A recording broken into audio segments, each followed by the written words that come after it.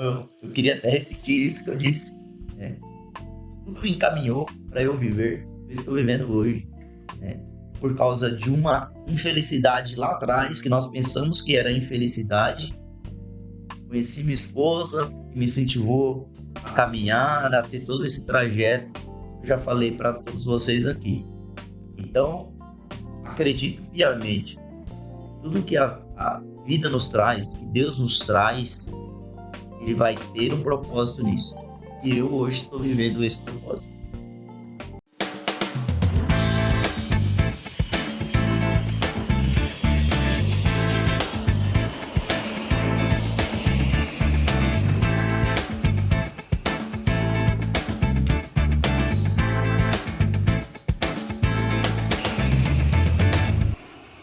Sejam todos muito bem-vindos a mais um episódio do nosso podcast aqui. E hoje é um convidado inusitado, que apenas para as apresentações eu gastaria aqui um episódio de podcast. Então, eu vou reduzir e ele se apresenta com mais propriedade já já. Mas para mim é uma honra receber um amigo de longa data aí, alguém que conheço há bastante tempo e vivenciei várias coisas aí dos seus avanços e progressos também pude festejar junto com bastante conquista desse convidado. Então, para mim é um prazer, uma honra receber aqui ele, doutor Rodrigo Cerqueira. Muito obrigado pela sua presença, por aceitar carinhosamente o nosso convite. Obrigado, Edivan, meu amigo, e todos que são aqui do podcast. Eu quero agradecer do fundo do coração a oportunidade de poder estar com vocês aqui e falar aí, trocar ideias, né? Compartilhar conhecimento. Para mim é um prazer. Ele me deu a oportunidade para me apresentar, então eu vou me apresentar. Sou o Rodrigo Cerqueira.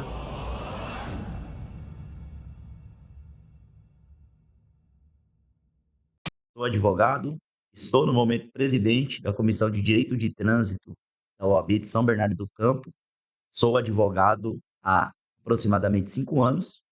E estamos aqui para trocar algumas ideias, né? Tem outras profissões, algumas pós-graduação. Pensa, falar? Vamos falar? Sou pós-graduado em Direito de Trânsito, também sou pós-graduado em Direito de Família e Sucessões, sou pós-graduado em Direito do Trabalho e Processo do Trabalho, sou pós-graduado também em Direito Imobiliário e também sou pós-graduado em LGPD, Lei Geral de Processamento de Dados. Mas as minhas áreas atuais, que eu mais milito, é o trânsito, o trabalhista e a área de família. Então, acredito que seja de começo isso.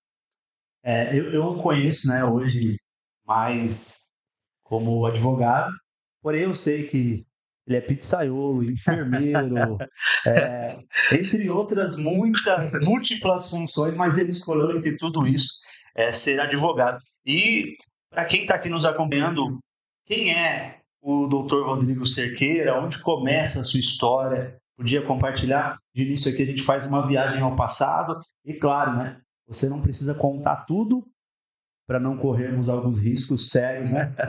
Mas aquilo que o senhor quiser compartilhar, alguns cortes, né? aquilo que com certeza vai agregar na vida de quem está nos acompanhando. Eu queria falar sobre a área do direito, né?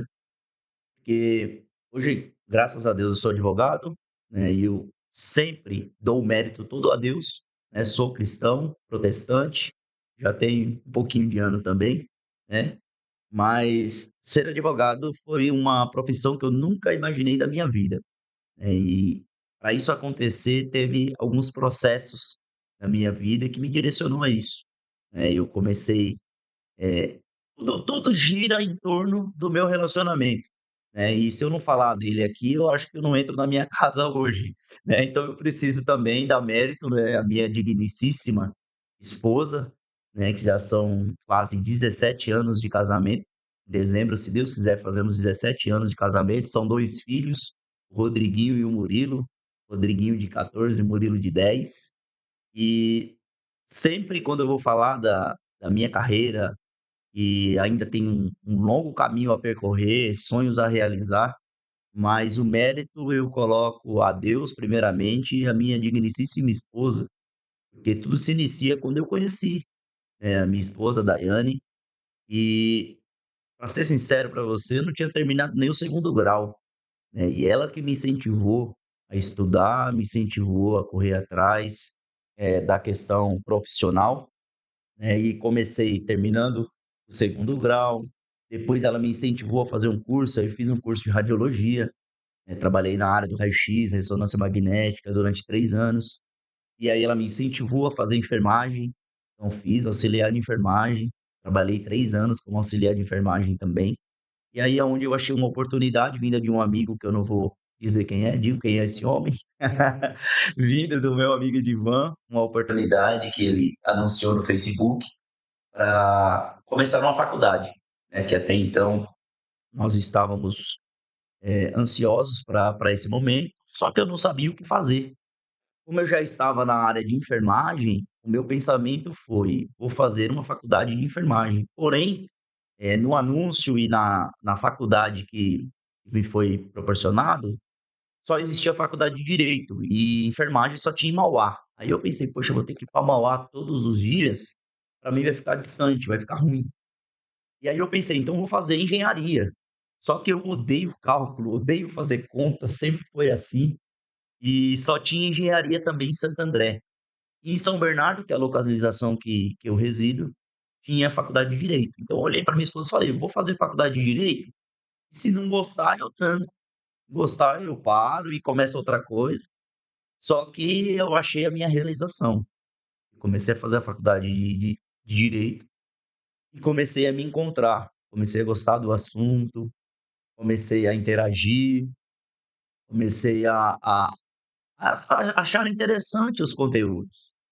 E ali até hoje, com tantas dificuldades na vida, principalmente a financeira, que eu acho que já já a gente comenta sobre isso, que é a parte que faz todo mundo chorar, né, inclusive eu, mas, eh, tive que dar um passo. E esse passo foi um passo que até então mudou a minha vida, né, mudou a minha trajetória e vivo isso todos os dias, né, e sou grato a Deus pela oportunidade que ele me deu de ser instrumento na mão dele sendo advogado. Maravilha!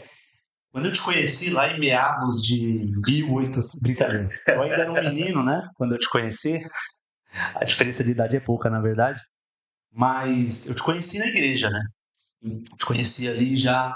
Eu lembro que bastante tempo atrás, só que indo pro monte, indo orar e tudo. Já te conheci nessa fase, você já era casado, inclusive, Sim, certo? sim. E, e onde começa essa história?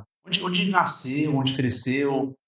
Como você encontrou, foi encontrado por Cristo? Eu cresci numa igreja, eh, vou citar o nome dela aqui, né, cresci numa igreja presbiteriana do Brasil tradicional, em que eu também tenho o maior orgulho, né, dessa igreja. Foi uma igreja que me acolheu, não só eu, como minha família. Eu cresci na região do Riacho Grande, nasci em São Bernardo do Campo e minha mãe teve que se mudar, nós morávamos num lugar chamado Jardim Jussara, no quilômetro 27 da Anchieta, e aí minha mãe precisou se mudar para o Estoril. E justamente nós morávamos em cima da igreja, né, nós éramos caseiros da Igreja Presbiteriana do Brasil, que nos acolheu, não só eu como minha família, né.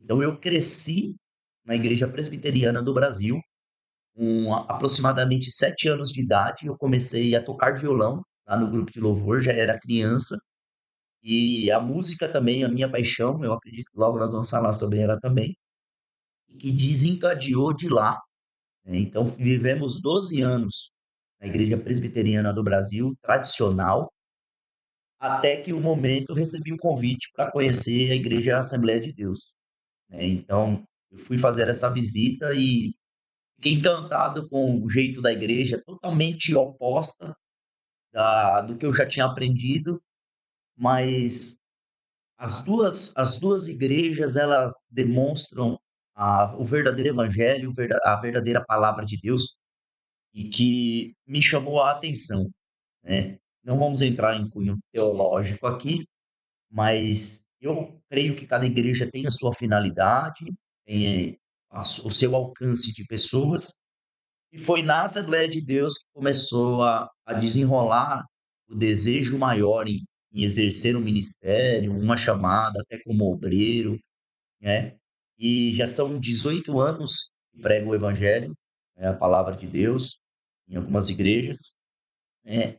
E pela misericórdia de Deus, nós estamos caminhando ali no Evangelho, e daí que se desencadeou, né? Na minha adolescência, quando eu conheci a Cristo, quando eu comecei a caminhar, e graças a Deus até hoje nós estamos aí exercendo o ministério a qual fomos chamados. Maravilha. Então, você já, alguns dizem assim, né? Você nasceu no berço, no berço evangélico, né? Eu também tive a minha infância ali na região do Jardim Jussara, com diversas possibilidades de dar errado, né? Aqui eu citei no começo, inclusive, você já está corroborando com isso, falando um pouco a respeito de todas as suas funções, né? A enfermagem e etc. Mas, então você diria que foi o seu casamento que te deu, a sua família, na verdade, que te deu um crescer, para querer alcançar, para buscar o melhor para a sua vida, né? Sim, na verdade minha vida foi meio que diferente, porque vocês estão diante de uma pessoa que nunca gostou de estudar. A minha adolescência e a minha juventude sempre foi bem difícil, porque eu nunca gostei de estudar, de matéria, de nada. Eu gostava de fazer amizade, eu que gostava de jogar bola. Só que teve um marco na minha vida que, conhecendo a minha esposa, com o incentivo da minha mãe, do meu pai, da minha família, que sempre foram pessoas humildes, né? Eu venho da periferia, né? Até hoje eu resido na periferia, né? Nós estamos ali incentivados por pessoas que não tinham condições financeiras, né? Que Deus me deu a oportunidade de poder estudar, mesmo sem ter condições financeiras. Venho de uma família pobre, podemos dizer assim. Minha mãe hoje ela é professora, mas na época em que eu comecei a estudar, minha mãe passava dificuldades. Eu, com o meu casamento, na minha família, passamos dificuldades. Eu vou até além, chegamos perto de passar até fome, né? Eu com a minha esposa, com a minha família, no meu casamento, né? Para a gente alcançar ou para alcançarmos, que nós estamos plantando ainda hoje para colher um dia, né. Então todo esse incentivo veio da família, e não tinha condições nenhuma de financeira de me auxiliar, de me pagar uma faculdade, de me pagar um estudo, tudo foi com muito sacrifício. Na época que eu comecei, por exemplo, a radiologia, minha esposa trabalhava na feira, acordava 3 horas da manhã para ir para a feira para me ajudar a pagar meu curso de radiologia. O meu curso de enfermagem, eu tinha trabalhado numa clínica no Tatuapé, e que lá eu tinha saído, peguei esse dinheiro para investir na enfermagem. A faculdade de Direito, eu fiz ela pelo FIES. Então eu estudei para depois pagar, né, e que graças a Deus eu consegui, né, e tá com muita dificuldade, mas consegui. Então esse trajeto foi um trajeto bem difícil, e o que dificultou ainda mais foi a questão financeira, porque não só meu, eu acho que grande parte das pessoas que estão nos ouvindo aqui, a maior dificuldade é a questão financeira, porque não é barato estudar, né? Hoje você tem algumas possibilidades, algumas facilidades, mas mesmo assim não deixa de ser caro o estudo, deixa de ser caro o conhecimento. Então, são 5 anos, por exemplo, numa faculdade de direito, você tem que pagar muito caro numa faculdade. Então, como eu disse, eu louvo a Deus pela possibilidade, pela saúde, pelas coisas que aconteceram no trajeto, e também louvo a Deus pela minha família, que sempre me incentivou e, nas suas poucas possibilidades, me estendeu a mão no momento que eu mais precisei. Minha mãe, meu pai, minha esposa. Eu tenho muita liberdade assim para falar sobre suas múltiplas funções, né? A gente tem uma amizade de longos anos e tudo, mas tem uma coisa que até é um dos motivos desse podcast aqui, que é mostrar para as pessoas exatamente o processo. Porque às vezes nós avaliamos o sucesso das pessoas e queremos fazer comparações, mas o que nós deixamos de perceber é o processo para se chegar onde se chegou, né? Hoje o senhor é advogado, é representante ali da comissão de trânsito da OAB, então assim é uma referência para muitas pessoas, eu acredito que muitos advogados hoje recebem o canudo, inclusive, né, das suas mãos, mas tem um processo para chegar nisso. E para quem está nos assistindo, o que te manteve? Porque quando eu falo assim de múltiplas funções, para mim é algo positivo. Inclusive para o senhor também é algo positivo, porque te serve de diversas formas, né? Se você precisar de um enfermeiro, tu és. Se precisar de um pizzaiolo, tu és. Né? E etc. Só que assim, o que fez você continuar acreditando que ia dar certo, mesmo em meio a tantas tentativas e dificuldades, rompendo ali cada dia com as dificuldades financeiras? Eu acredito que isso gera estresse, preocupação, entre outras coisas. Mas o que te fez continuar, né, e depois ser encontrado? Inclusive, eu entrevistei um amigo seu aqui esses dias, amigo nosso, né, em comum, e também fiz essa mesma pergunta, se ele foi, que foi o Assis, se ele encontrou a contabilidade. Um abraço, se estiver ouvindo, um abraço aí. Eu perguntei para ele se ele encontrou a contabilidade ou a contabilidade encontrou, daqui a pouco você responde isso, mas nas entrelinhas você já respondeu. Mas o que te manteve acreditando que. Você falou sobre plantar e colher, mas o que te manteve plantando? Eu, como sou muito espiritual em tudo que eu faço, eu acredito que a fé me manteve em pé, né? Tive algumas promessas de Deus, né, sobre a minha vida, sobre a minha família, e isso me fez acreditar que na carreira você vai ter os seus altos e baixos, né? A maioria das vezes mais baixos do que altos, né? Mas os altos que acontecem te direcionam e te aumentam a sua fé. Há momentos na nossa vida que a gente vai pensar que nada vai dar certo, isso é natural, né? Por muitas vezes eu quebrei a cara, por muitas vezes as coisas não deram certo, e o maior exemplo disso foi no exame tão temido, o exame da OAB, né? E quando o acadêmico ele entra na faculdade de Direito, seu primeiro pensamento é: meu, a faculdade já está difícil, eu vou ter que realizar o exame da OAB. E se eu não passar? É o primeiro pensamento que acontece. E o exame da OAB para mim, por muitas vezes, foi frustração. Eu tive que fazer o exame 4 vezes, mas nessas 4 vezes eu consegui aprender, né? Eu aprendi muito, não só a matéria do direito em si, mas eu aprendi como pessoa, né? Eu desenvolvi, eu criei maturidade, né? E todas as vezes em que eu pensei em desistir, parecia que tinha algo dentro de mim me incentivando e dizendo: "Não, vai dar certo, continua que vai dar certo". Então, esse foi um dos meus maiores incentivos, as promessas de Deus sobre a minha vida, né, me trazendo a certeza que tudo que eu fizesse ia dar certo, ia ter um resultado.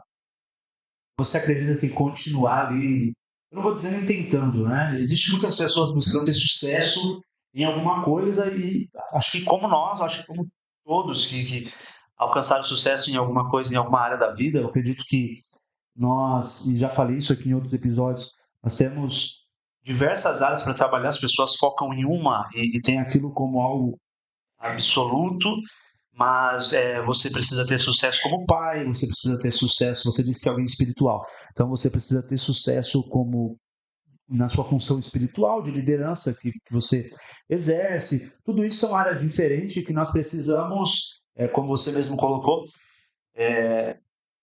plantar. E como saber, como ter essa.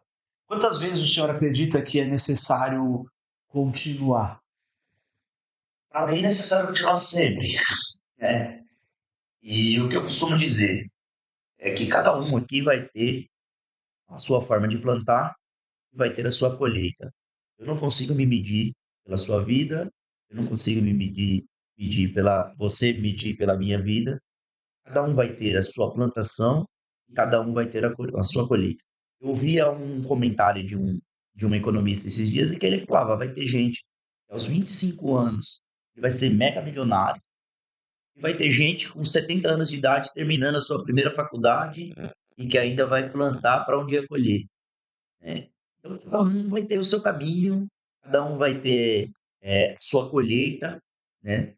E graças a Deus eu tive tempo de plantar para colher, né? Graças a Deus eu tive tempo de poder acreditar que ainda ia acontecer. Lógico que eu estou ainda muito distante do objetivo onde eu quero chegar, né? Porque a fé ainda continua, as frustrações também vêm, mas com os seus objetivos, né? Eu acredito que tudo que vem sobre nossa vida, ela tem o seu objetivo, quer seja pedagógico, quer seja para amadurecimento, mas tudo que acontece na nossa vida, ela tem um objetivo e tudo direciona para algo, né? E eu creio piamente assim.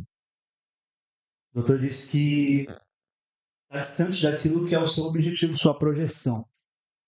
Mas o senhor reconhece que não está mais no mesmo lugar de antigamente. Eu acho que isso é importante, porque todos nós temos projetos de vida. E eu também não estou próximo daquilo que eu desejo alcançar, que eu acredito que irei alcançar e estou batalhando todos os dias para isso. Mas eu já enxergo que não estou no mesmo lugar que eu estava, né? Onde eu estive se eu for olhar para trás, há um ano atrás, eu já não estou mais no mesmo lugar que eu estava há um ano atrás. E para o senhor, como que é isso, essa visão, né? Já que a gente ainda está falando um pouco sobre passado também, é, qual é a consideração que você faz sobre isso? Às vezes as pessoas elas veem muito onde elas querem chegar, mas esquecem de fazer essa rotação e olhar de onde elas já saíram, aonde elas já chegaram. E a comparação tem matado muita gente por conta disso. Sim, eu vou um pouquinho mais além do que você disse, com todo respeito. Eu acredito que hoje eu estou melhor do que ontem, né? Eu acredito assim que hoje eu posso estar aqui nesse ambiente junto com vocês aqui e isso me torna um ser humano melhor do que ontem, né?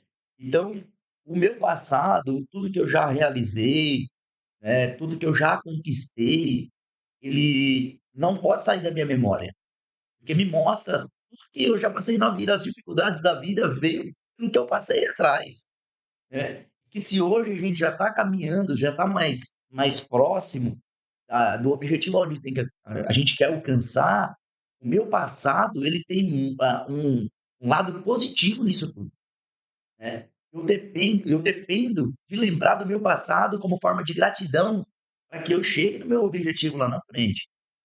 Então, o meu passado, ele trilhou, ele foi o começo do caminho para onde eu quero chegar. Então, tudo que eu aprendi na radiologia, as pessoas que eu conheci quando eu fiz radiologia, e hoje até tenho contatos com alguns, e alguns viraram até meus clientes, né? Todas as pessoas que eu conheci na enfermagem, entre eles, alguns viraram até meus clientes. Todas essas pessoas, de alguma forma, agregaram e agregam todos os dias no que há por vir no meu futuro. Então, eu creio que a minha história, onde ela começou, até hoje ela incentiva, ela impulsiona, até hoje ela tem participação no que eu tenho vivido no meu presente e no que eu vou viver no meu futuro. Então, ninguém que passou pela minha vida, nenhum curso que eu fiz foi perdido.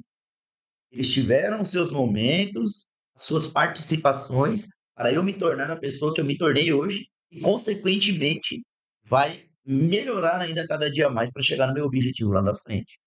Então, esse é o meu pensamento. Nada é em vão e nada é à toa. Voltando também ainda, né, permanecendo aí na sua história do passado, o que te traz esperança? Quando você olha para trás, um dia, um acontecimento que te traz esperança, de bom, que te mantém firme todos os dias.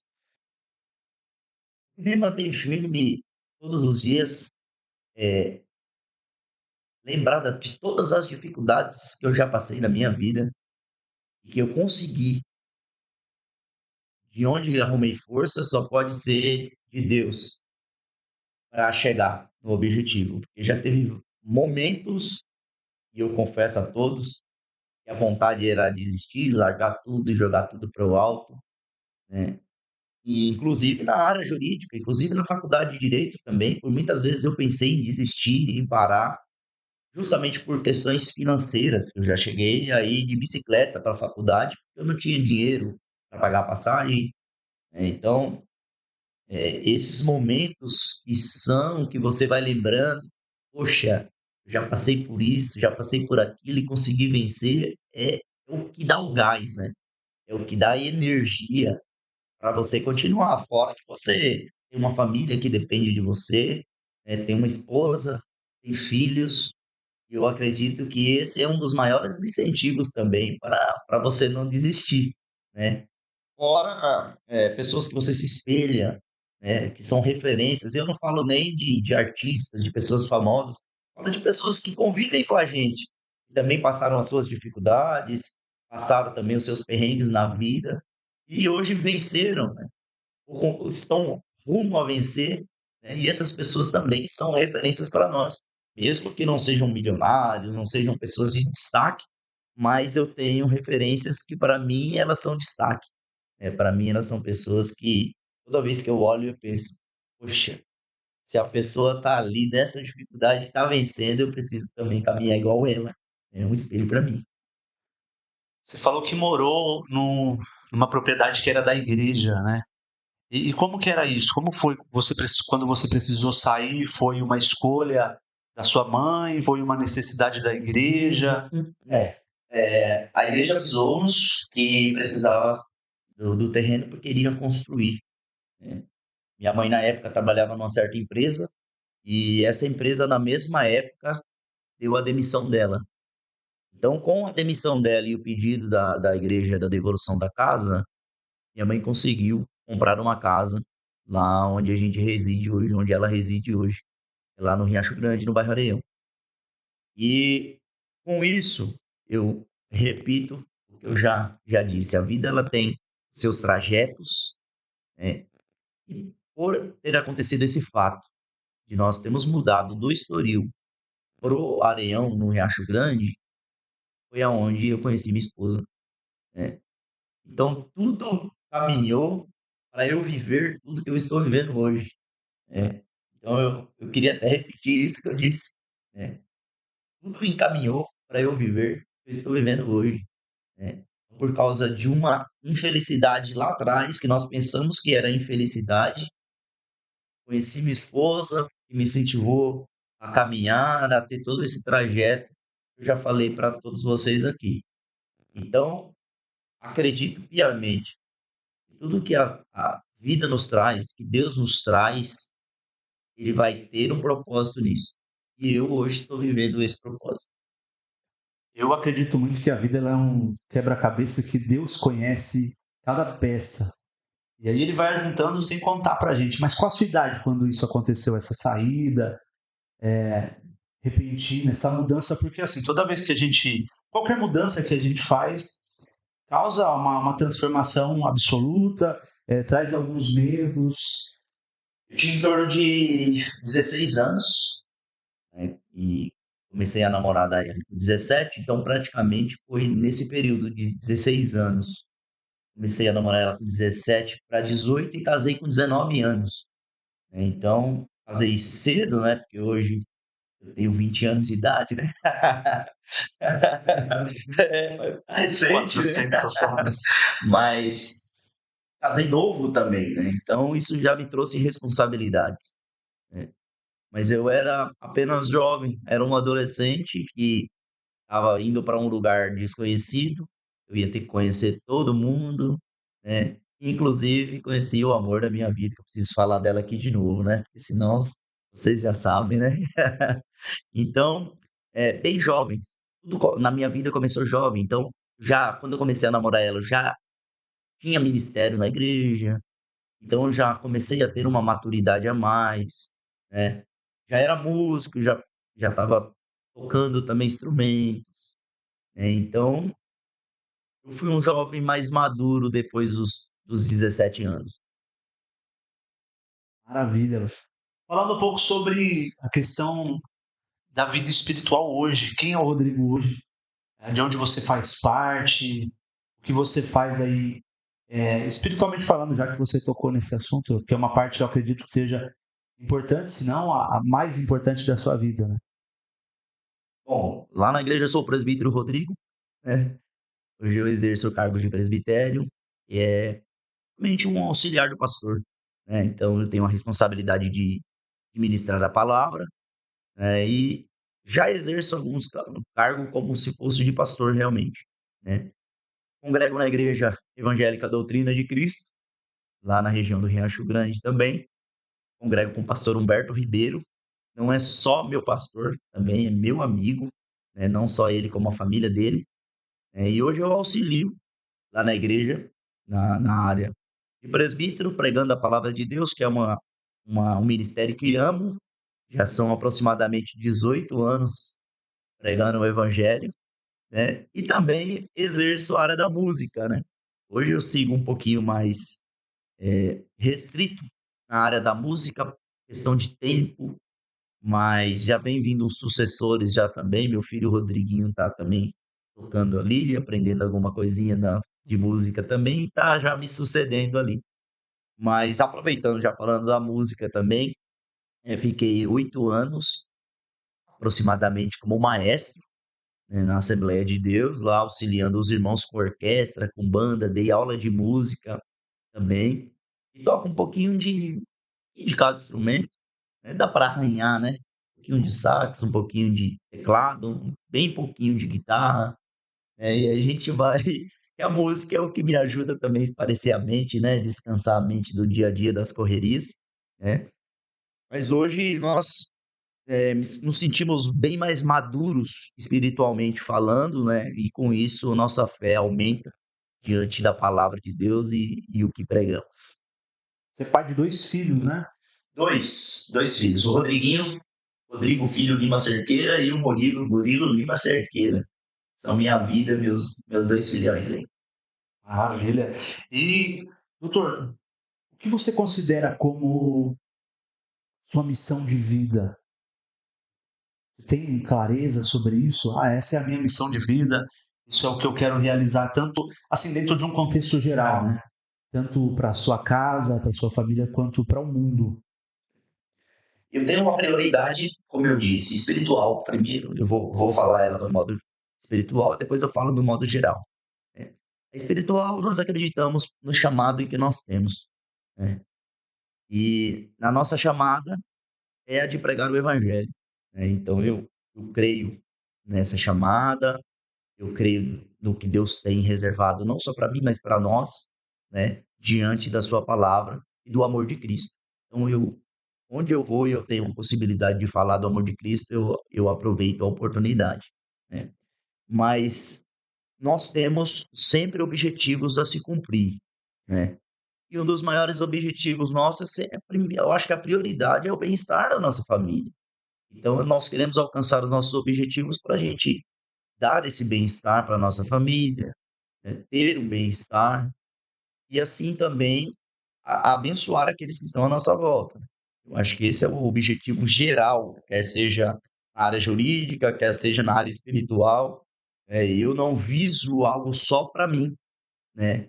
Mas para todos aqueles que eu possa alcançar.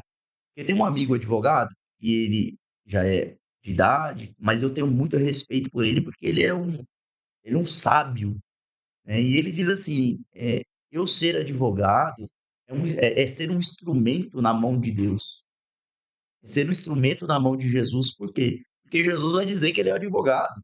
Então, olha a responsabilidade que um advogado tem, né, de ter esse título, porque Jesus ele vai falar, ó, na própria Bíblia, Tiago vai dizer, né? Filhinhos, não, João, desculpa, João vai dizer: filhinhos, não pequeis, mas se pecais, saibas que tem um advogado. Olha a responsabilidade que o advogado tem. Então, esse sábio, ele sempre me diz: olha, nós somos instrumentos na mão do maior advogado, que é Jesus.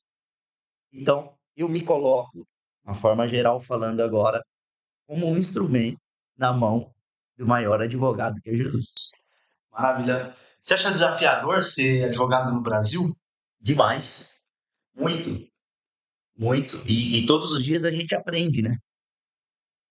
Ser advogado é desafiador, porque em todos os aspectos. Primeiro, o psicológico, porque é uma coisa que eu brinco sempre com meus amigos e eu falo: a gente resolve tanto problema das pessoas e ainda a gente tem os nossos problemas também, né? Então, ninguém vai procurar um advogado porque está feliz, porque conquistou alguma coisa, geralmente é porque está com problema, geralmente é porque enroscou algum dinheiro, alguma coisa, e a pessoa está desesperada, né? Então, você muitas vezes não é só advogado, você tem que ser o advogado, tem que ser o psicólogo, tem que ser o amigo, tem que ser o ombro, a pessoa chorar. Então, é desafiador, né? É uma situação nova em que você tem que saber se lidar psicologicamente, espiritualmente com a situação. Sempre se trata de resolução de problemas, né? Solução de problemas. E agora uma pergunta aqui para quebrar o gelo mesmo, Vamos lá. né? Uma pergunta assim, fora do script, inclusive. Há boatos aí, rumores, inclusive devia ter feito essa pergunta. Tem provas disso? Não. Tem que ter provas, né? Há controvérsia. Há rumores de que o senhor participa de um grupo de futebol chamado Sem Freio. E eu acho que há prova suficiente para condená-lo disso. A pergunta é só um título? Porque só nesse podcast já foram umas 3 declarações de amor para voltar para casa. Só para dormir em casa. É só um título ou realmente o senhor se considera alguém sem freio? Um bom advogado, eu vou, eu vou jogar batata quente para os outros, né? Assim, eu sou sem freio, então eu tenho o direito realmente de estar fazendo parte desse grupo. Só que tem uns outros lá que eu não vou citar nomes, né? Porque é antiético. E é meio complicado. A gente tem que pedir para a esposa às vezes. Ou às vezes a gente tá lá jogando bola, a esposa tá perguntando: cadê fulano que não responde? Sabe, uma coisa meio constrangedora, telefone, coisa meio constrangedora. Eu vou responder por mim, né? E eu me acho hábil de estar ali naquele grupo. As características batem para eu estar ali realmente sem freio, né? Até mando um abraço aí para todos os meninos lá do grupo do Sem Freio, né? São sem freio sem ser sem freio, né? E na realidade eu acho que eu sou o único ali que não tem freio, né? Eu ia enrolei e disse isso, né? Não aguentei. Eu acho que deve ser uma projeção. Então, estão no caminhão ensinando eles como que faz, né? E diga-se de passagem, né? A gente tem uma disputa lá no grupo lá de quem é o artilheiro, né, do grupo do Sem Freio, do futebol lá, e que em todos esses anos que a gente está praticamente lá uns 3 anos lá com o grupo, eu acredito que nesses 3 anos o artilheiro sou eu, né? Diga-se de passagem que a camisa 9 é minha, né? Então, o maior artilheiro que já houve lá no grupo do Sem Freio, além de eu ser o único sem freio, o maior artilheiro sou eu. Humildade é tudo, né? O futebol é jogado com colete e ele se considera o camisa 9, tá? E assim, essa ideia aí, o título, né, Sem Freio, são homens que as suas esposas deixam jogar bola no final de semana. Deixa entre aspas, né? Deixa entre aspas, né? Alguns dizem que vão comprar pão e voltam algumas horas depois. Que não é o caso do Rodrigo, né? Não, nunca foi. O Rodrigo, eu já vi, inclusive, ele utilizando, né? Respeitosamente dizendo, utilizando a sua esposa como motorista particular de futebol. Mas, enfim, a maior prova é que ela deixa e ela me leva lá, né? Então, tá tranquilo, né? Maravilha, Rodrigo. Cara, do passado, o que você sente falta? Mas, que pergunta boa, hein? Sinto falta de tudo, da infância, de tudo, dos momentos. Você acredita que esses dias eu estava pensando justamente sobre isso, né? Como a vida antigamente, ela parecia, hoje, com o Rodrigo mais maduro, ela parecia mais fácil, porque eu não tinha tantas obrigações, não tinha tantas preocupações. Era um mundo, acredite você se quiser, mas um mundo sem celular, um mundo sem internet. Você consegue imaginar um mundo desse? Em que as nossas brincadeiras eram sempre em conjuntos, rodeados de amigos, de pessoas. As nossas atividades não eram rodeadas a atividades da internet. E isso, para quem viveu o que eu vivi, meados de 2000, 98, era uma situação muito feliz. A nossa vida era brincar, a nossa vida era fazer amigos, era jogar bola, era rodar peão, jogar fubeca. Não sei se quem tá ouvindo sabe o que é fubeca, bolinha de gude. A nossa vida, soltar pipa. Qual era a preocupação? Era só estudar. Você ia para a escola, depois você está liberado para fazer o que você quiser sem preocupações. E hoje a vida ela é tão corrida e o tempo passa tão rápido. Eu comentava com a minha esposa esses tempos, que antigamente, na nossa época de criança, parecia que o dia tinha 48 horas. Você ia para a escola, você brincava, você ia na casa do amigo, você ia na rua jogar bola, você ia na represa, que eu era da beirada da represa, nadar na represa, e ainda você ia olhar no relógio, era 2 horas da tarde. Hoje, você senta na frente do teu computador para trabalhar, já é 5 horas da tarde, você não fez nada. Acumulou tudo, o dia hoje está abreviado, passa muito rápido, devido às nossas correrias, devido às nossas preocupações, os nossos afazeres.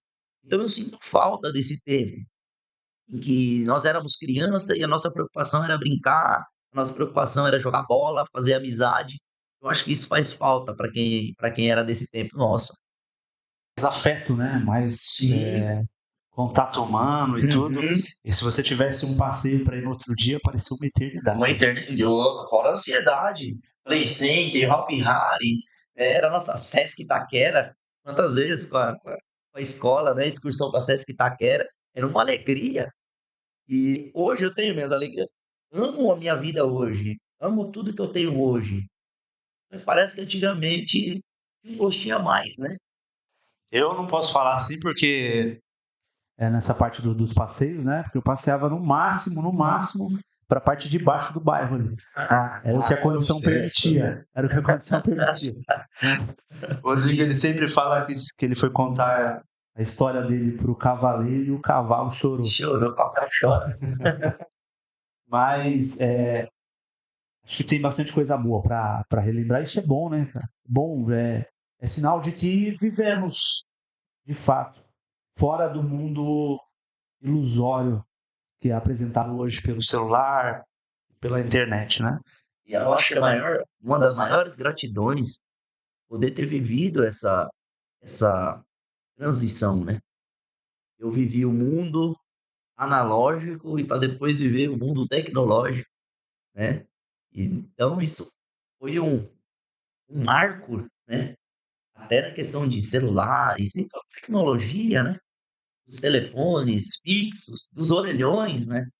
Viveu a época do orelhão, que tinha por ficha, tinha que comprar cartão com unidade, né? Hoje não existe mais. Hoje, seu celular, você liga para qualquer pessoa que você quiser, a qualquer hora, pagando às vezes R$ 50, R$ 30, dependendo. Né? Que transição que o mundo levou, né? E nós podemos participar disso, né? Se adequar, tentar se adequar com isso, né? Eu não vivi esse tempo, mas o Rodrigo me contou Eu vi bastante. no YouTube também, eu também não vivi. Eu também não vivi. Maravilha, bom demais ter você aqui. E no que você se sente realizado, Rodrigo? Olhando para sua vida como um todo, aonde você já se sente realizado? Eu vou entrar de novo na minha vida particular e na minha vida sentimental. A minha vida sentimental ela é realizada, né? Minha vida espiritual também eu sinto como realizada. Profissionalmente, estou realizando até onde conquistei. Já me sinto realizado, mas como eu disse, eu tenho ainda muitas realizações a conquistar, né? Hoje eu sou grato porque eu tenho uma vida particularmente eh, bem representada, bem boa. Tenho uma vida tranquila. Você falou sobre duas coisas que são diferentes, né? Inclusive, você falou sobre ministério e vida espiritual, né? São coisas diferentes, né? Ministério que você faz, espiritual tem muito a ver com quem você é quando ninguém tá vendo o que você tá fazendo, né? Então é importante também essa realização que acontece nos bastidores. É quem você realmente é quando ninguém tá vendo, né? Exatamente. Então, essa diferenciação também é importante, né? Que pode estar vinculado uma coisa com a outra, né? Mas ao mesmo tempo elas se dividem, né? O meu ministério ele é vinculado à minha vida espiritual, porque o que eu prego lá eu tenho que viver, né? Tem que ser a minha vida fora também do ambiente espiritual, né? E eu falo uma questão de caráter, né? Eu falo questão de pessoa, como pessoa. Então eu acredito que um é ligado ao outro ao mesmo tempo, eles são diferentes, né? São momentos da vida que você tem que saber diferenciar. Seguindo um pouco o roteiro aqui, para não fugir tanto, o editor não brigar. Você já viajou alguma vez de avião? Já conheceu outros Já, lugares? Já já. teve experiência de conhecer outras culturas? Fala um pouco sobre isso. Eu fiz uma viagem esses anos atrás que me marcou. Foi uma viagem diferente, e foi a minha primeira viagem, na realidade, de avião, que primeira vez eu acho que a gente nunca esquece, né? Foi uma viagem, eu fui para um lugar extremo, fui para Paraíba, fui para Sousa, no interior da Paraíba, e o que me marcou foi que eu saí aqui do Riacho Grande. Quem conhece o Riacho Grande sabe que aqui às vezes faz frio, né? Nós estamos na beirada da serra, temos ali as neblinas, aquela coisa toda, garoa, né? Às vezes todos os dias depois das 3 da tarde. E nós já somos habituados, porque eu cresci no Riacho Grande, né? Toda a minha vida foi nessa região. E aí, quando eu fui viajar para Paraíba, estava aqui no Riacho Grande em torno de 10 graus. Então a gente coloquei bastante blusa, touca, cachecol. A viagem estava marcada para 6h30 da manhã, então eu coloquei todos os apetrechos aí para não passar frio. Só que me esqueci que na Paraíba era em torno de 42 graus, né. Então quando na sombra. Então quando o avião desceu lá, em Juazeiro do Norte, porque o mais próximo de Sousa é Juazeiro do Norte, que é no Ceará. Depois nós pegamos um carro para mais 3 horas para Sousa. É. Quando descemos no aeroporto de Juazeiro do Norte, 42 graus, eu fiquei imaginando quem me viu descer do avião, com blusa, com touca, com cachecol, com esse negócio tudo, deve ter pensado: "Esse homem veio do Polo Norte, né". Mas quando se desce, que vem aquele mormaço quente, já fui tirando aquele monte de roupa. Um monte de roupa e falei: "Meu Deus, que lugar é esse?", porque eu nunca tinha ido, assim, para um lugar tão quente, tão diferente da onde eu estava habituado, né. Então a Paraíba me marcou, né, porque eu tive que ter algumas adaptações, né. Água toda hora, hidratação toda hora, as roupas são roupas leves. Por quê? Porque é um ambiente totalmente diferente daquele que eu estou acostumado. A primeira vez como um voo de avião, eh, ah, fiquei tenso igual todo mundo, né, com medo, mas foi uma viagem muito boa, uma viagem muito tranquila, né, e amo viajar de avião. Comecei a gostar, né, o avião ele é muito prático, é muito confortável e me trouxe gratidão de poder viver essa experiência. Legal, top demais. Quando você vai fazer uma viagem, geralmente qual o melhor destino que você busca, né? Para você e família, né? Como um todo. Praia, neve, histórico. Nós estamos vivendo um momento agora, eu e minha esposa, que nós estamos gostando muito de praia, né. A praia tem sido um dos nossos refúgios, assim, para espairecer a mente, para descansar, né.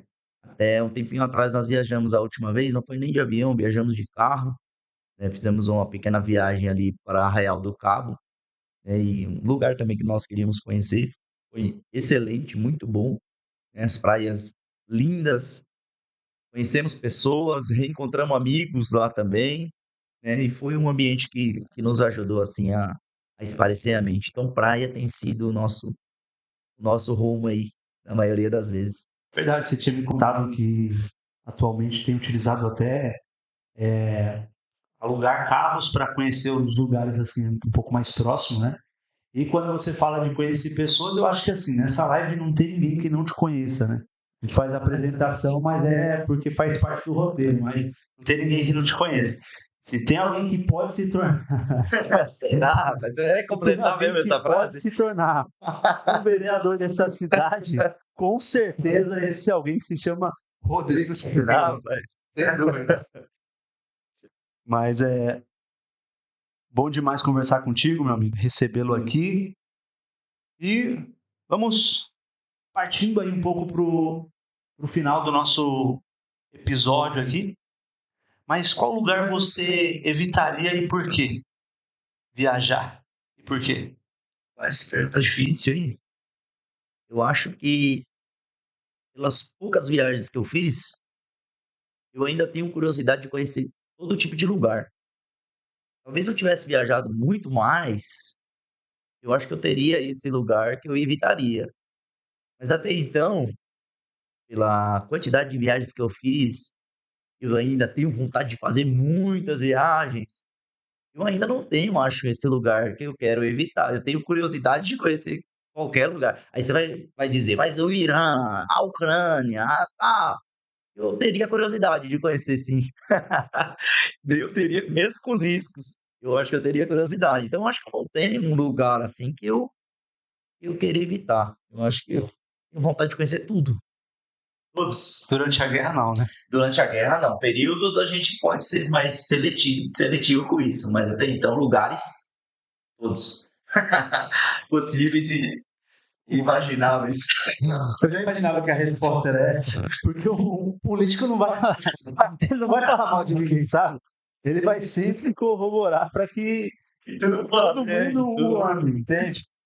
Né? Então, é, mas então não existe um lugar que inclusive se fosse gratuito, isso Melhor ainda, né? melhor Quanto mais promoções, melhor, né? Projeções, doutor. Questão de viagens? O que você está fazendo no contexto geral? Trabalho? Você está fazendo de novo? As projeções aí, os próximos passos? É aquilo que você pode compartilhar, inclusive. Certo. O próximo passo é o crescimento do meu escritório. Eu tenho um escritório lá no Domus, ali no centro de São Bernardo, e a minha pretensão é o crescimento do meu escritório, né? Nós chegamos numa fase, graças ao bom Deus, nós temos um fluxo muito grande de trabalho, né? Bastante cliente, graças a Deus, e eu preciso aumentar o quadro de funcionários do nosso escritório. Então, a minha projeção para curto prazo seria o aumento de funcionários do escritório, porque eu tenho ficado muito sobrecarregado, com bastante trabalho, bastante atividade, e aí tem a igreja, e aí tem a atenção da família para dar à família, aí tem os amigos, então fica muito puxado. Então minha pretensão é crescer na questão da advocacia do meu escritório jurídico, né, e aumentar o quadro de funcionários até o momento, que eu acho que isso também vai me ajudar a crescer juridicamente falando. Então, eu tenho uma pretensão de crescer a minha empresa. Isso, sei lá, médio ou longo prazo, te dá uma liberdade, até para o cara que está pensando em fazer advocacia, né? De repente você vai dizer, não faça, ou faça, não sei. Mas assim, isso vai gerar uma liberdade para você. Quando eu falo liberdade, tenho falado muito, inclusive nas reuniões aqui que nós temos para empreendedores, tenho falado muito sobre isso, né? A questão da liberdade, poder trabalhar de qualquer lugar do mundo, eu ter a liberdade financeira para evitar, porque se o senhor tivesse liberdade financeira desde o início, nós, né, teria evitado bastante coisa, né? Claro que, como o senhor bem colocou, a gente aprende com as coisas ruins, a gente aprende com os desafios, o que não fazer com os erros, mas existe pro advogado, existe essa pergunta eu realmente não sei, tá? Para o advogado, uma projeção de uma liberdade de tempo financeiro, porque você também empreende, né? Você é advogado, mas você está gerando emprego, está gerando oportunidade para pessoas e está crescendo cada vez mais o teu negócio. Existe essa projeção de liberdade, tanto financeira quanto de geográfica, para curtir mais a família? Existe isso? Ou o advogado que iniciar agora vai entrar sabendo que É, não ocorre? Vou responder a primeira pergunta que você fez, né? Eu aconselho a todos a fazerem a faculdade de Direito. É uma área particularmente que eu amo, né? E eu indico pela amplitude de conhecimento, né? Por mais que você não for advogar, você tem outras opções, concurso público, de áreas públicas que você pode atuar, sendo bacharel em direito. Então eu aconselho a todos que tiverem a possibilidade de estudar, que estude sim, é uma área excelente, né. Eu aprendi na faculdade com os professores que, para você começar a ter o retorno financeiro na área jurídica, é o mesmo tempo da faculdade. Então você precisa trabalhar em torno de 5 anos, planejar em torno de 5 anos para você ter as suas primeiras colheitas, né. Então a minha projeção, ela tem se iniciado agora, né, com a intenção dessa qualidade de vida, com a intenção dessa mudança no meu ritmo de vida, né. Então eu vivo um momento hoje que eu estou trabalhando muito, tendo muitas atividades, a agenda muito concorrida, devido a essa plantação que eu estou fazendo dentro desses 5 anos que o professor da faculdade me falou lá atrás, né. E graças a Deus nós temos algumas colheitas, né. Até esse próprio cargo na OAB de presidente da comissão, me trouxe também algum retorno na questão da semeadura mesmo que eu já tinha plantado, né. Então eu acredito que a projeção, eu acho que em toda profissão, em toda tudo que você exerce, ela vai ter um período para você se adequar, ela vai ter um período para você, fazer algumas captações de cliente, porque você tem que gerar confiança no mercado de trabalho, para que depois disso você vise ter uma folga a mais, né. Mas para isso você vai ter que ter uma certa estabilidade financeira para essa situação. Então, eu estou na fase migratória agora, estou na fase que eu estou para colher aquilo que eu plantei. Só que isso já está me dando alguma certa folga para que eu tenha alguns pensamentos na questão da projeção, de ter alguns funcionários, de começar a ampliar o pensamento, né. Porque eu tenho certeza daquilo que Deus colocou na minha mão para exercer e do objetivo da onde eu quero chegar. Então, para você que vai começar a faculdade de direito ou que vai concluir a faculdade de direito agora, saiba que você vai ter um período para que você colha tudo aquilo que você plantou. Que aí depois você vai conseguir fazer uma projeção maior, um passo maior, e isso vai te trazer uma estabilidade, vai te trazer mais tempo para algumas questões, porque você vai ter pessoas que estão na tua retaguarda para dar a continuidade na tua atividade. Tudo é uma construção, né? E se você for parar para ver, 5 anos não é um tempo tão longo para conseguir já um crescimento, né? 5 anos, claro que para quem está vivenciando é um bom tempo, mas se você for comparar com algumas outras profissões, talvez não é tanto tempo.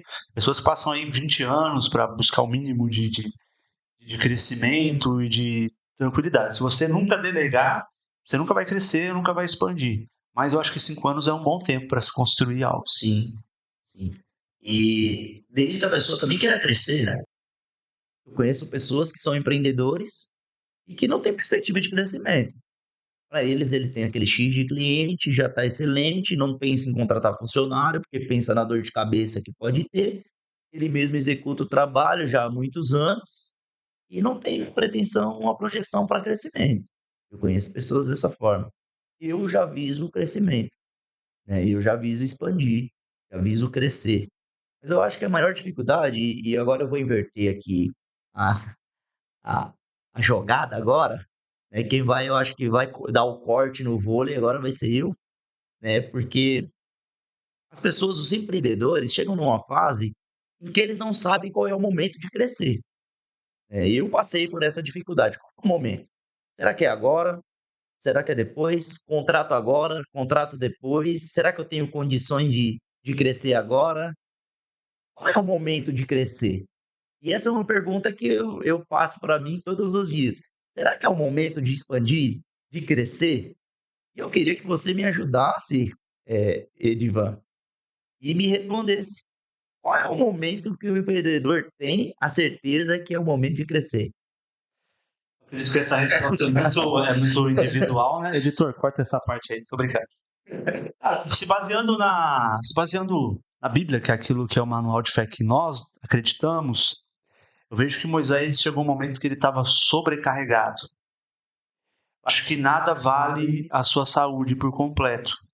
Sua família não está em jogo, seus valores, seus princípios não estão em jogo, mas a sua saúde, porque Existem alguns ativos que o dinheiro não compra, de forma nenhuma. Alguém uma vez disse assim, time is money, né? Tempo é Oh, dinheiro. yes.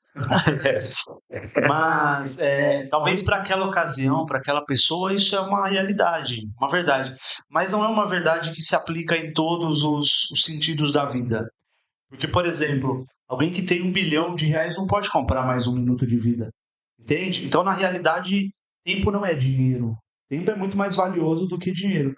E a saúde também é muito mais valiosa do que o dinheiro, né? Ninguém compra a saúde. Então, se posso aqui, né, te orientar, né, como foi pedido, eu orientaria dessa forma. Está me sobrecarregando? Está se tornando algo pesado? Ou eu estou fazendo com leveza? Eu costumo dizer para algumas pessoas e tem muitas outras pessoas que falam isso também, que tudo é difícil. Você vai escolher o seu difícil. Trabalhar sobrecarregado é difícil? É difícil e pode prejudicar muito a sua saúde e, assim, talvez não reconhecer. Existem frutos que, se você não colher na época de colheita, o próprio Salomão ele disse, né, que há tempo de plantar e há tempo de colher o que se plantou. Ele está dizendo o seguinte: não se colhe antes do tempo, porque quem colhe antes do tempo colhe verde. Não se colhe depois do tempo, porque quem colhe depois do tempo colhe podre. Né? Então ele está dizendo que existe um momento exato. Eu sei que sua pergunta foi exatamente essa. Qual é o momento exato? Eu acho que ter a percepção de que os frutos estão na época de colheita e entender também que nada do que é mais precioso está em jogo pelo dinheiro. Né? Como você disse no começo, uma vez, eu até conversei com alguém sobre isso. Eu me arrisco a dar alguns conselhos às vezes, e aí alguém falou assim para mim, falou: olha, tô brigando demais aqui em casa, direto tô brigando com meu marido, direto tô brigando com meus filhos, e eu falei: mas por quê? Por causa do trabalho.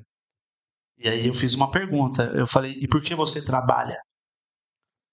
E ela disse: por causa da minha família. Eu falei: então não faz sentido você despejar o estresse do seu trabalho na sua família se o motivo de você trabalhar todos os dias é a sua família. Então, isso também se aplica à questão do crescimento. Faz sentido eu debilitar talvez a minha saúde com estresse de tanto volume, sendo que eu posso. Crescimento, ele dá medo para algumas pessoas. Tudo que você vai fazer que é novo, né? Já falei aqui, gera um certo receio, um certo medo, e se, né? Sempre o condicional. Mas a gente só vai saber, só vai alcançar grandes voos, né? Aquele que se arrisca de verdade. E aí eu faço uma confissão ao vivo. Eu não tenho uma afinidade com a altura. Não tenho. Então todo voo que eu vou, com medo, cara.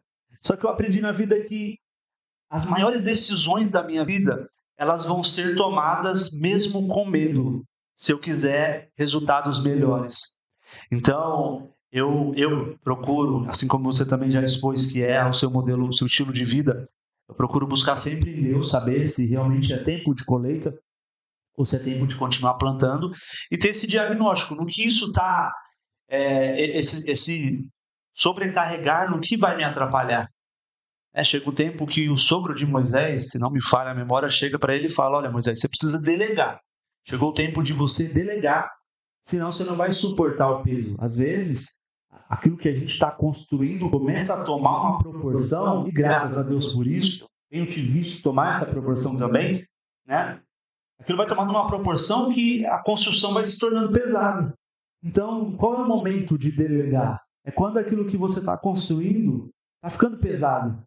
Então você divide a carga com outras pessoas para continuar crescendo. Senão a tendência, se tem até alguém que fala sobre isso, se o seu CPF ficar mal, seu CNPJ vai quebrar.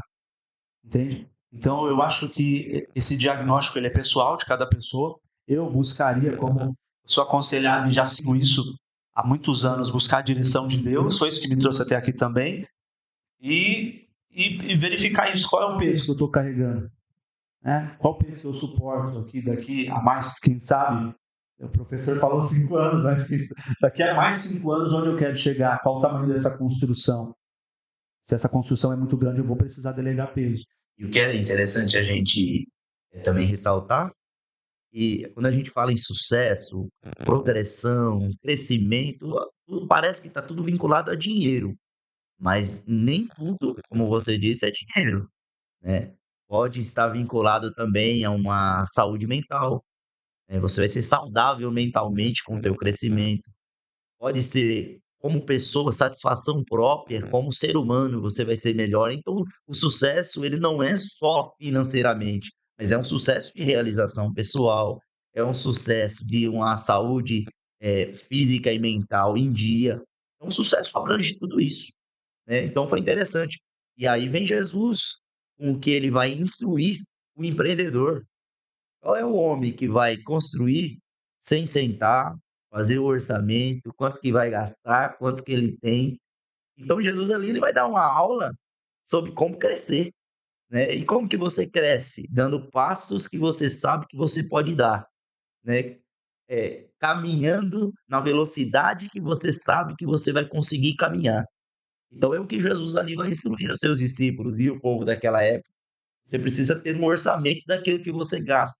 Você tendo um orçamento, dificilmente você quebra. Dificilmente você vai ficar frustrado, porque você vai saber as suas condições, vai saber o passo que você pode dar e o passo que você não pode dar. A gente falou em um dos episódios aqui sobre esse texto, inclusive, e você falou sobre sua saúde mental, a sua família precisa disso, né? Então, muitas pessoas, em troca de um sucesso que é visível, negociaram a sua família, perderam a sua família por causa do dinheiro, porque as pessoas não tiveram a compreensão ainda que o dinheiro, ele não é a base, né? E também não é o teto, não é o final.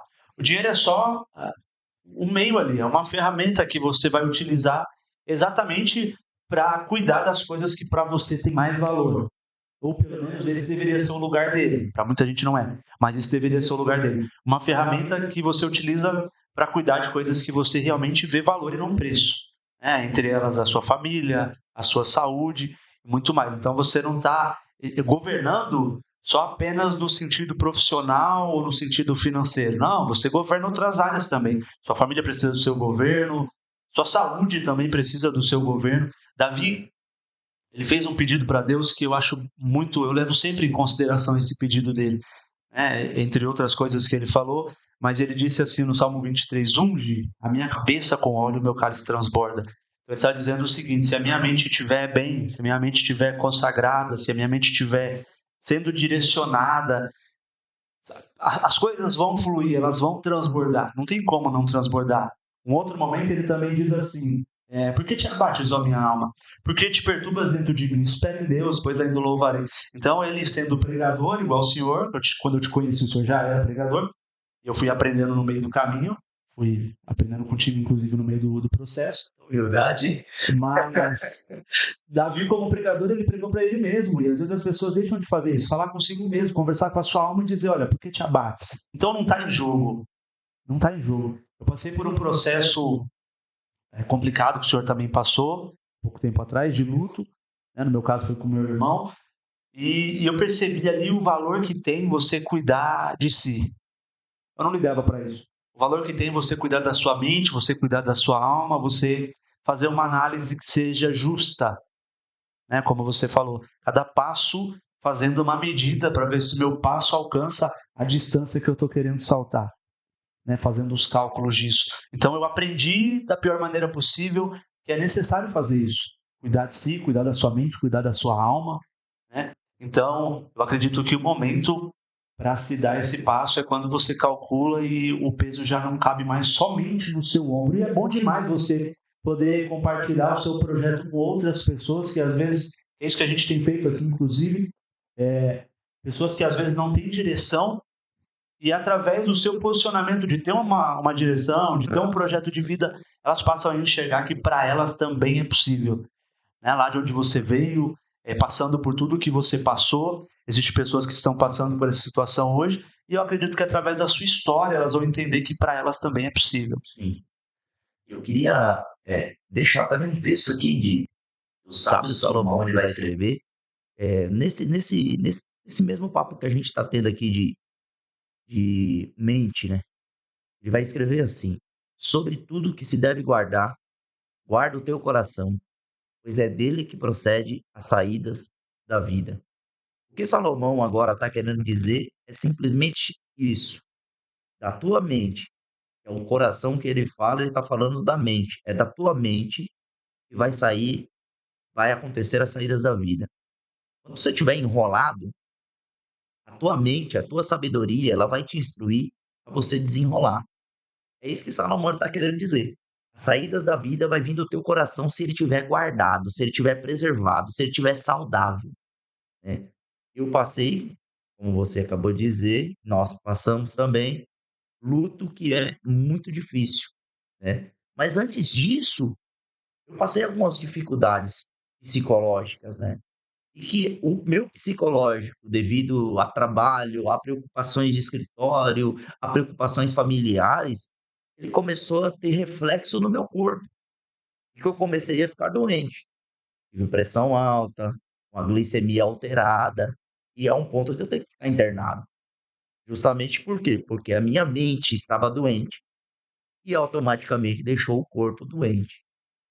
Então, a saúde mental, por muitas vezes, ou a saúde física, o seu bem-estar, ele ou é equiparado com o salário que você recebe ou é mais importante.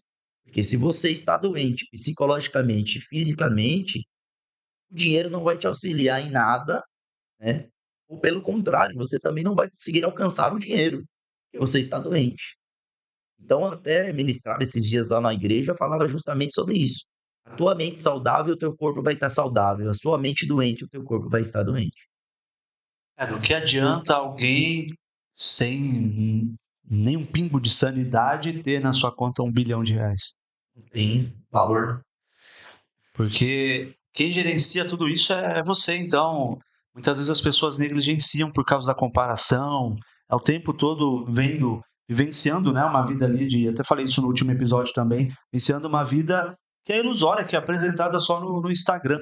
Às vezes no Instagram e nas redes sociais, né, em geral, você não vai apresentar lá as suas dores pessoais, como a gente já conversou em outros momentos, né, em alguns cafés que eu tomei contigo, ou chá. Muito difícil conseguir um espaço na agenda ali, é quase um sorteio da loteria. Inclusive, né, já te agradecer por ter vindo aqui, É um prazer é todo meu. porque é um sacrifício realmente, a gente tinha marcado anteriormente, não deu Meu certo. Deus. Então é muito difícil uma agenda bem competida, mas eu já tive essa oportunidade de conversar contigo, onde você compartilhou algumas questões que inclusive eram daquela época e que as pessoas não veem. Então é muito fácil ver, avaliar, né? Te avaliar pelos seus resultados, pelo carro que você anda, pelo lugar onde você mora, por tantas outras questões que as pessoas levam em consideração, sem conhecer as guerras que você travou, sem conhecer as marcas que ficaram. Por isso que a gente faz essa viagem ao passado. Existe, meu pastor diz que as suas cicatrizes elas curam outras pessoas. Então, algumas marcas do processo que você vivenciou para viver tudo o que você está vivendo hoje vai ser utilizado por outras pessoas como um exemplo de superação e como um exemplo também para continuar acreditando, Sim. continuar lutando por si. Além, né, de lutar pela sua empresa e a sua família, você precisa lutar primeiro por si. A própria Bíblia fala, né, amar o seu próximo como a ti mesmo. Então, ame a si mesmo, acima de todas as coisas aí. E uma palavra importante que você falou aí é a comparação. E a gente já comentou isso aqui. Você vai ter a sua trajetória, eu vou ter a minha.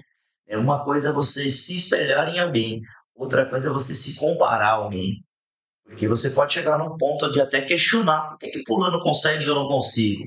Por que que fulano chegou e é X coisa dentro dessa empresa e eu não consigo chegar? Né? Então, a comparação, às vezes, na vida do empreendedor, ela pode ser uma armadilha, né? Que vai te prender e vai te puxar o freio de mão que você não vai conseguir sair do lugar, porque você não quer ter a trajetória que é reservada para você, você quer ter a trajetória do outro. Você quer conquistar o que o outro conquistou. E isso vai te impedir de chegar em algum lugar. Sem passar pelo caminho que ele passou, né? Sem passar pelo caminho que ele passou. E que mesmo que queira passar pelo caminho que ele passou, você não vai conseguir, porque a sua trajetória é outra. O que está reservado para você, às vezes, é maior do que aquele que você está se comparando. Mas você prefere se comparar àquela pessoa e não sair do lugar. Então tem que ter cuidado com esse tipo de armadilha que também a vida às vezes proporciona. Eu estava ouvindo a história de um cara que ele fala que por 2 vezes ele foi enganado pelo sócio. E na segunda vez ele ficou muito bravo. Falou, Deus, no meio daquela sociedade, só eu que temia o Senhor. E eu fui o único que foi enganado. E Deus respondeu ele, falou, olha, lá na frente você ia ser destruído. Você não conhece o caminho que tem depois da curva. Eu conheço. Então, é importante a gente não fazer esse tipo de comparação, porque o processo do outro, a vida do outro é diferente. E próprio salmista, ele escreveu no Salmo 139, dizendo o seguinte: todos os meus dias foram escritos no seu livro, quando ainda nenhum deles havia. Então, assim, eu acredito muito nisso. Deus escreveu algo ao meu respeito. E eu não conheço o caminho que vem depois da curva. Mas ele já sabe tudo o que está projetado para mim. Tudo que eu preciso fazer, e isso aqui parece ser simples, mas é muito difícil na prática. Mas você vai sempre ter que escolher o seu difícil. Na prática é muito difícil. Tudo que eu tenho que fazer é sentar no banco do passageiro, cara. Sabe? Querer parar de ser o governante da minha vida o tempo todo, no sentido ali de tem que dar, né, esse resultado X sempre. Não vai dar certo sempre. Na verdade, antes de dar certo, vai dar muitas e muitas e muitas vezes errado. Deixar de ser o motorista da minha vida, sentar no banco de passageiro e aceitar os caminhos que Deus está passando ali, mesmo sem entender o porquê. É isso que faz. Eu vivenciei, assim, para mim, né, os piores anos da minha vida. E depois disso, quando eu resolvi respirar e voltar para a luta, eu acertei os melhores golpes, sabe?